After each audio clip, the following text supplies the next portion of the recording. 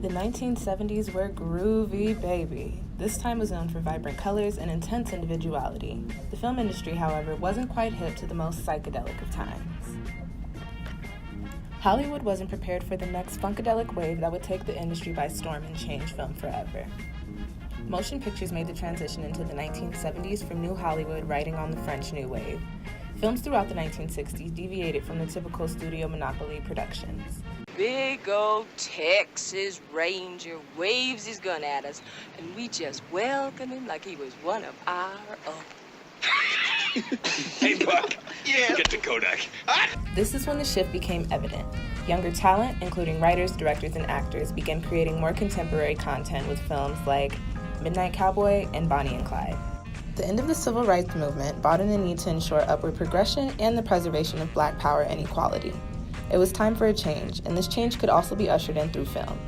The Blaxploitation era created several opportunities for African Americans in lead roles on the big screen. These films took a bold, artistic, and oftentimes over-the-top approach to visual storytelling by sticking it to the man through films exhibiting more taboo topics such as sexuality, profanity, race relations, and authority.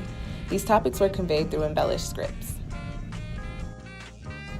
Blaxploitation was first introduced through Sweet Sweetback's Badass Song, which starred filmmaker Melvin Van Peebles, who also wrote and produced the film. This was the first of its kind, which opened up the door to the possibility of a genre being geared towards and representative of Black viewers.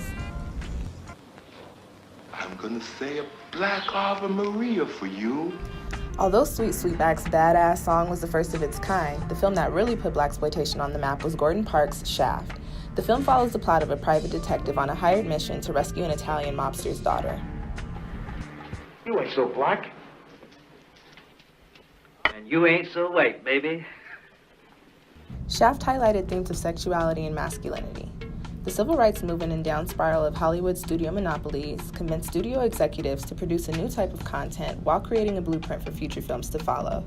This shift in film solidified the genre. And there's a good place in this world for money.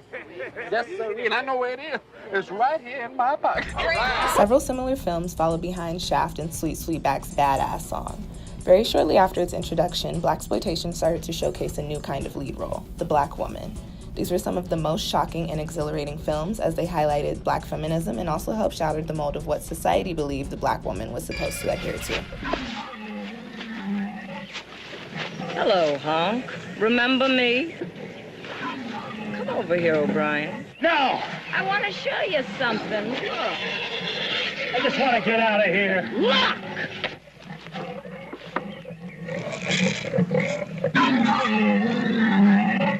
You're not going to do anything crazy, are you? You mean like I did to Tank? That was you? I don't believe it. You're about to become a believer. You've had your fun. I got the message. You're not going to do anything else, are you? Of course not. Hey, I give you my word. Blaxploitation films with female lead roles such as Sugar Hill, Cleopatra Jones, and Foxy Brown showed Black women in places of power that weren't afraid to show a little skin or keep it real with decorative language. Popularity and the demand for Blaxploitation films began to die out in the late 1970s. The wave lasted for about a decade and created major change in the film industry. Let me lay it on you, Willie. Alone, you always gonna have to take the risk. Your bitches will be pulled. The man will never put his hand in. You'll be crowded and jammed up from every turn. I like the competition. And I can deal with any heat. Also, you dig, the bitches I run are selected to win. I mean, I'm controlling some tough, aggressive, mean-looking animals. Now, can I tell them that they can only run in one part of the jungle? The Blaxploitation era shed a light on the importance of the Black audience and the necessity of the Black dollar. 30% of box office ticket sales came from the targeted audience during the 1970s. As with any transitional film movement, this genre brought in an even more contemporary style of storytelling through taboo topics and eclectic scripts. All right, clowns. You've had your laughs. Now either go out the door or through it. Your choice. Although the era came to pass, the emphasis and influence is still very prominent. Films such as 2001's Pootie Tang and this year's Proud Mary starring Taraji P. Henson are modern versions of films loosely following the Blaxploitation blueprint. I made you a pie. Cake.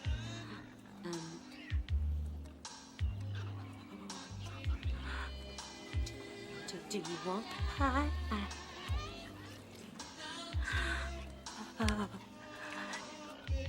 I know I'm not pretty or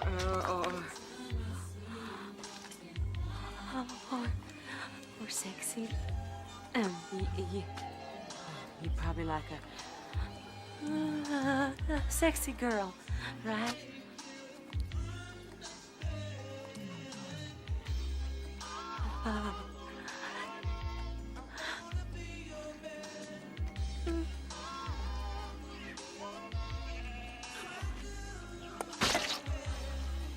Baby, I'm gonna sign your pity on the runny kind.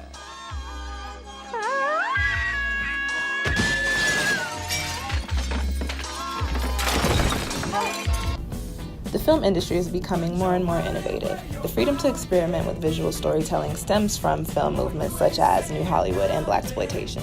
So, the next time you're thinking about talking jive, consider how that over-the-top superhero pimp movie from the 70s opened doors up for the progression of film today. I can dig it.